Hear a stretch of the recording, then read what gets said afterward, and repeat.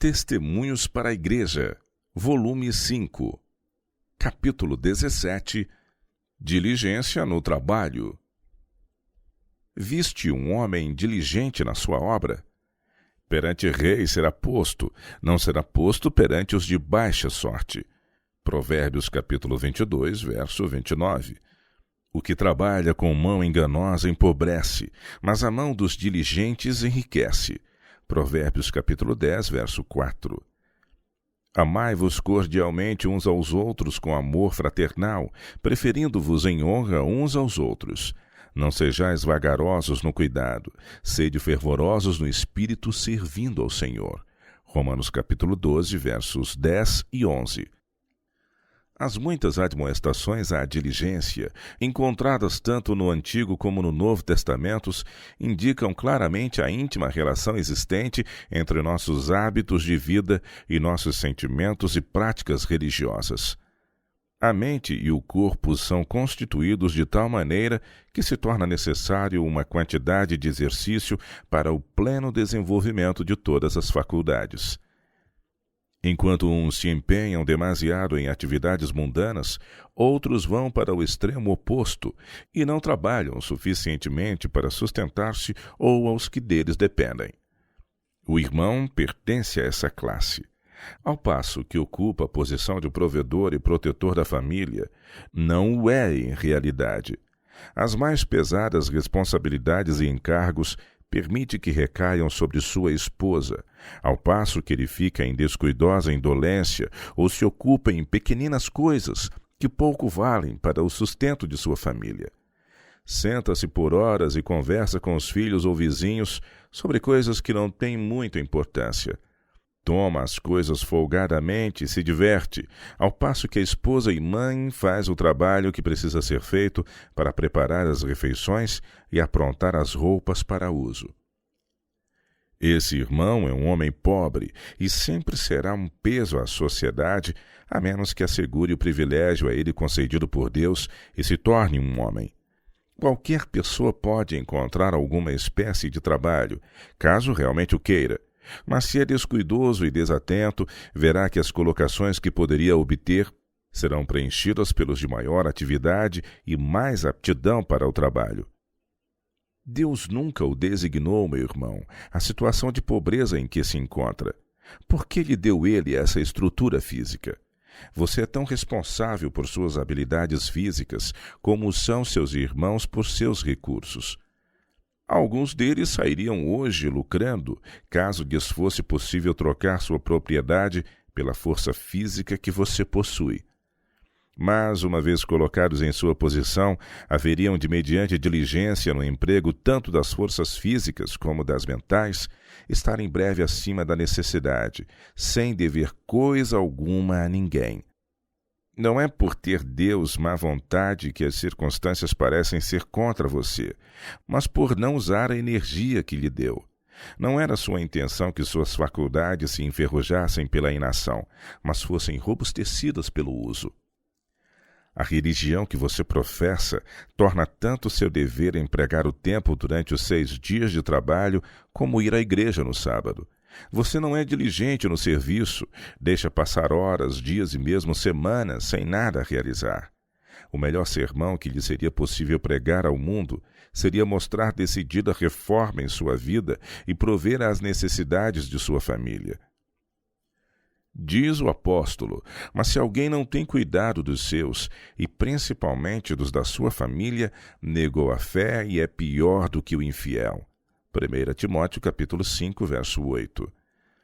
Você acarreta descrédito sobre a causa, estabelecendo residência em um lugar onde condescende por algum tempo com a indolência, e depois é obrigado a incorrer em débito para alimentar sua família.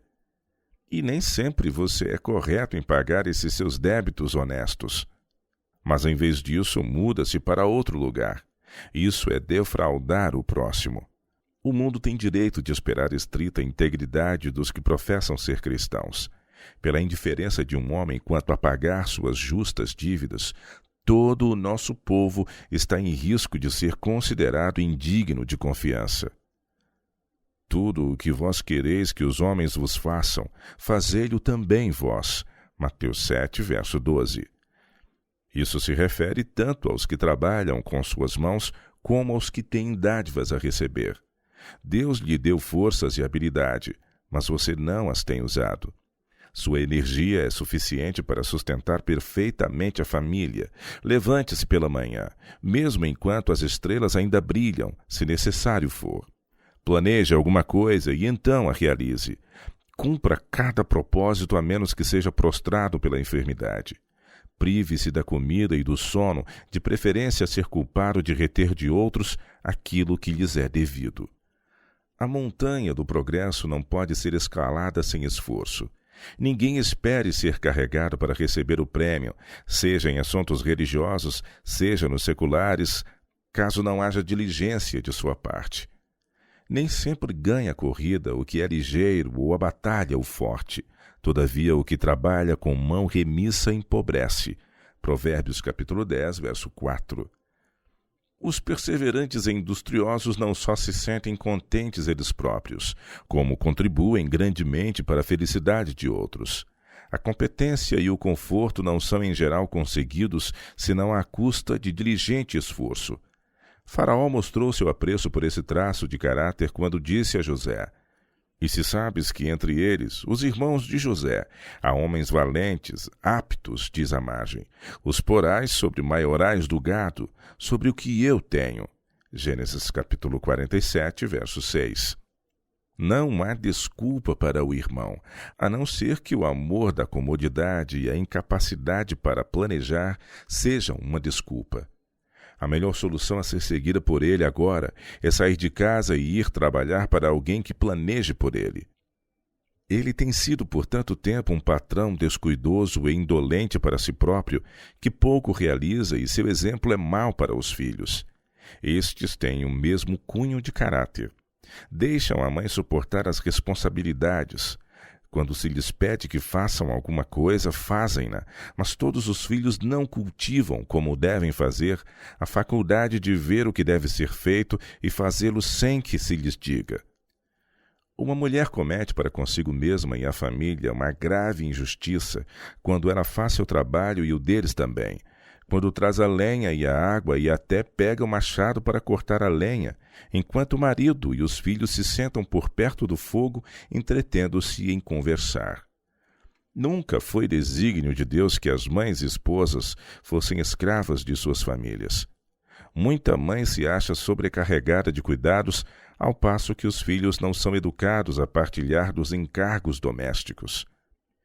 Em consequência, elas envelhecem e morrem prematuramente, deixando os filhos justamente quando a mãe é mais necessária para guiá-los em sua inexperiência. De quem é a culpa?